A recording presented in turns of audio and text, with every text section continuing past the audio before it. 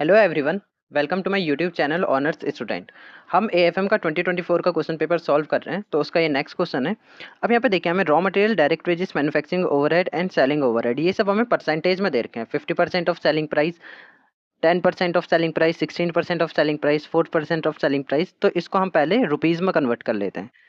तो raw material 50% of selling price हमें दे रखा है ₹50। तो 50 का 50% क्या होगा? ₹25। फिर है डायरेक्ट वेजेस दे रखा है 10% ऑफ सेलिंग प्राइस यानी कि ₹5। फिर मैन्युफैक्चरिंग ओवरहेड, ये हमें दे रखा है 16% ऑफ सेलिंग प्राइस। तो 50 का हम 16% निकालेंगे तो ये आ जाएगा ₹8। एंड सेलिंग ओवरहेड दे रखा है 4% ऑफ सेलिंग प्राइस। अब यहाँ पे देखिए, ये चीज़ कंफ्यूज करने के लिए दे रखी है, इसको हम कंसिडर नहीं करेंगे, क्योंकि वर्किंग कैपिटल रिक्वायरमेंट में हम क्या देखते हैं? हम देखते हैं कि डे टू डे कितना एक्सपेंसेस की ज़रूरत है। लेकिन सेल्स जो है और मार्केटिंग कॉस्ट, ये सब डे टू डे एक्सपेंसेस में हम नहीं देखते, क्योंकि हम डे टू डे की प्रोडक्शन कॉस्ट देखते हैं। सिर्फ सेलिंग और मार्केटिंग कॉस्ट इसमें नहीं आती है। तो ये चीज़ हमें सिर्फ कंफ्यूज करने के लिए दे रखी है।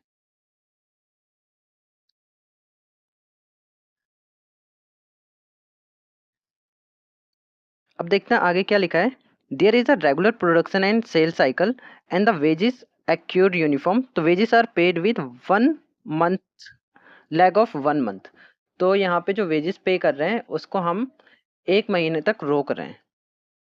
तो यानी कि हमारे पास है आउटस्टैंडिंग वेजेस। इसका टाइम क्या दे रखा है?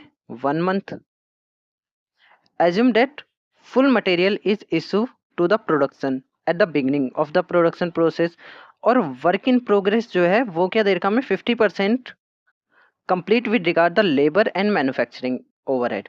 तो वर्किंग कैपिटल की हमें यहाँ पे इंफॉर्मेशन दे रखी है, तो हमें पहले निकालना पड़ेगा वर्क इन प्रोग्रेस, जिसकी हमें इंफॉर्मेशन दे रखी है। वो क्या बोल रखा है कि रॉ मटेरियल जो है वो तो फुल्ली यूटिलाइज हो रहा है यानी कि 100%।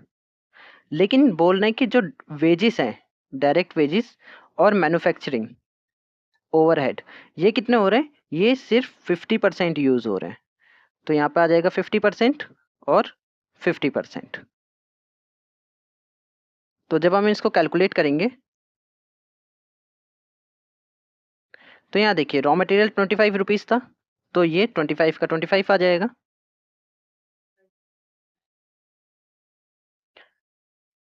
ये वेजेस जो थे वो 5 थे। तो अब यहाँ पे कितना आ जाएगा? 50%, 2.5। और ओवरहेड जो था वो 8 था, तो इसका 50% कितना आ जाएगा? ₹4। कैलकुलेट कर लेंगे तो हमारे पास कितना आ रहा है? 29.5,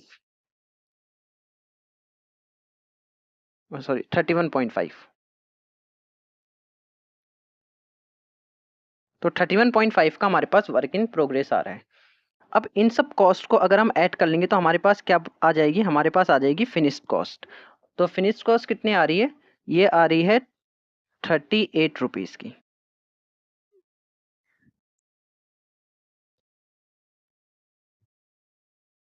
अब बाकी इन्फॉर्मेशन हमें क्वेश्चन में दे रखी है कि जो फिनिश गुड इन स्टोर है, फिनिश गुड के लिए 3 मंथ का टाइम पीरियड है, रॉ मटेरियल के लिए 2 मंथ है, और प्रोडक्शन प्रोसेस जिसको हम वर्क इन प्रोग्रेस कहते हैं वो 1 मंथ का है।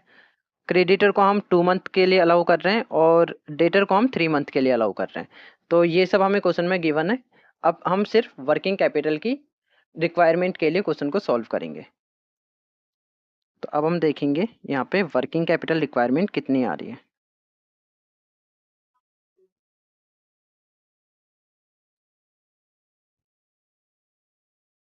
Working capital requirement.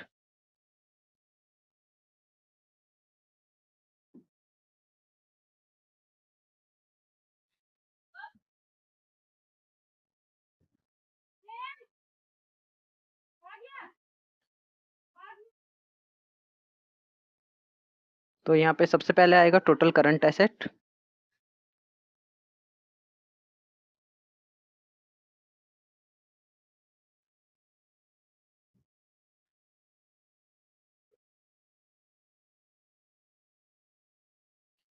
तो यहाँ पे टोटल करंट एसेट में सबसे पहले हम लेते हैं रॉ मटेरियल।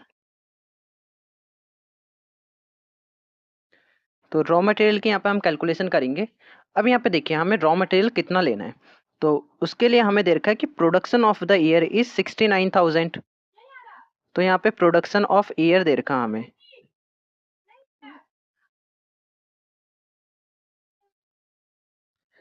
कितना दे रखा है एक ईयर में, 69,000।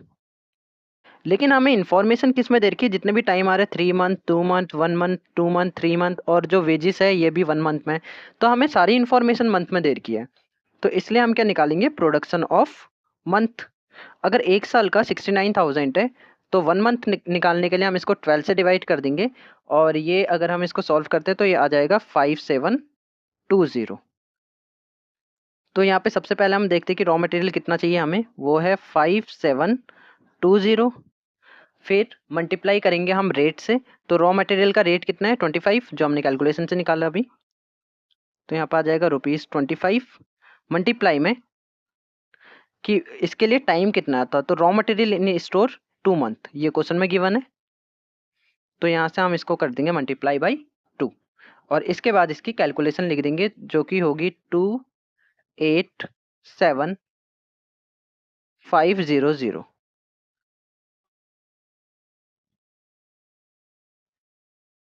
उसके बाद रॉ मटेरियल के बाद आता है वर्क इन प्रोग्रेस।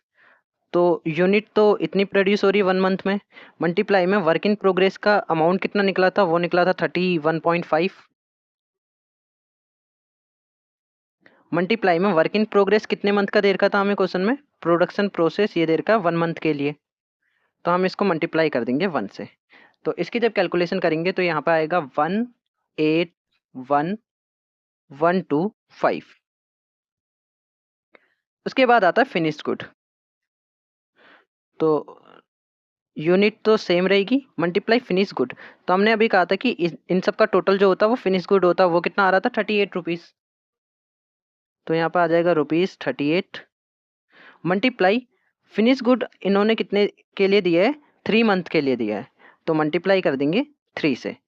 तो इसकी कैलकुलेशन आ रही है 655,500। फिनिश गुड के बाद हम देखते हैं डेटर, सेम यूनिट सेम रहेगी। अब डेटर में हम क्या देखते हैं, जो भी हमारा फिनिश गुड का अमाउंट होता है उसी को ही हम कंसीडर करते हैं डेटर में। और डेटर के इन्होंने टाइम पीरियड दे रखा है, डेटर अलाउड 3 मंथ। तो सेम कैलकुलेशन आ जाएगी इसकी भी, 655,500। डेटर के बाद अब और कुछ नहीं बचा, सेलिंग ओवर हेड को हम कंसिडर नहीं करेंगे, क्योंकि हम सिर्फ प्रोडक्शन कॉस्ट को कंसिडर करते हैं working progress requirement, working capital requirement में। तो बस हमारा हो गया इतना। तो यहाँ पे आ जाएगा टोटल करंट असेट हमारे पास कितनी आ जाएगी, तो हम लिखेंगे टोटल करंट असेट। तो इन सबको हम टोटल कर देंगे और आउटर कॉलम में लिख लेंगे, तो ये आ जाएगा 17,91,125 अमाउंट इन रुपीस। इतना हो चुका है। अब हम क्या करेंगे, हम निकालेंगे टोटल करंट लाइबिलिटीज।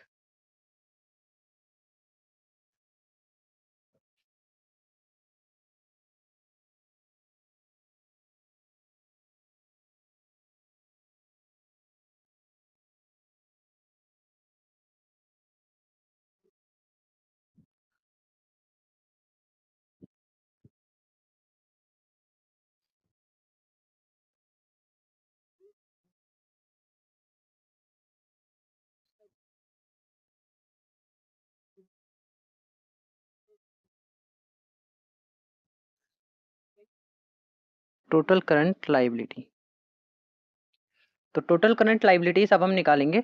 तो सबसे पहले क्या आएगा, आएगा क्रेडिटर। तो क्रेडिटर कितने पे अलाउ कर रहे हैं हम, 2 मंथ के लिए अलाउ कर रहे हैं।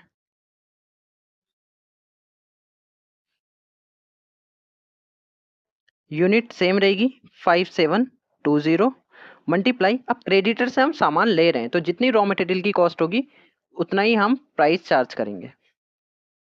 तो यहाँ पर आ जाएगा ₹25। एंड टाइम पीरियड इन्होंने दिया है हमें 2 मंथ का। इसके हम कैलकुलेशन कर लेंगे तो ये आ जाएगा 287500। क्रेडिटर के बाद हमें और क्या देखना है, एक आउटस्टैंडिंग वेजेस दिया था हमें इस यहाँ लैंग्वेज में, तो आउटस्टैंडिंग वेजेस भी आ जाएगा लाइबिलिटीज में। Outstanding wages same, production same रहेगी, मल्टीप्लाई में अब वेज का रेट क्या था 5 रुपीज, मल्टीप्लाई में कितने मंथ के लिए आउटस्टैंडिंग हो रहा है 1 मंथ के लिए, तो यहाँ पे टाइम आ जाएगा 1।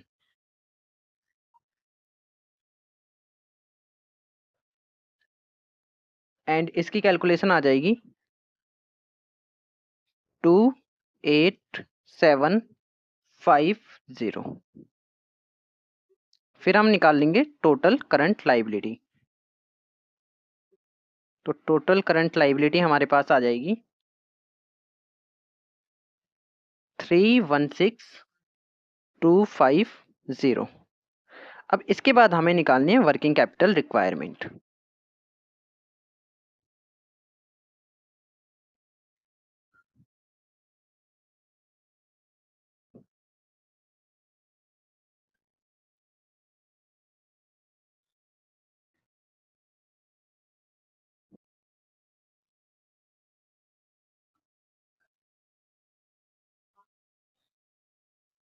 तो यहाँ पे आ जाएगा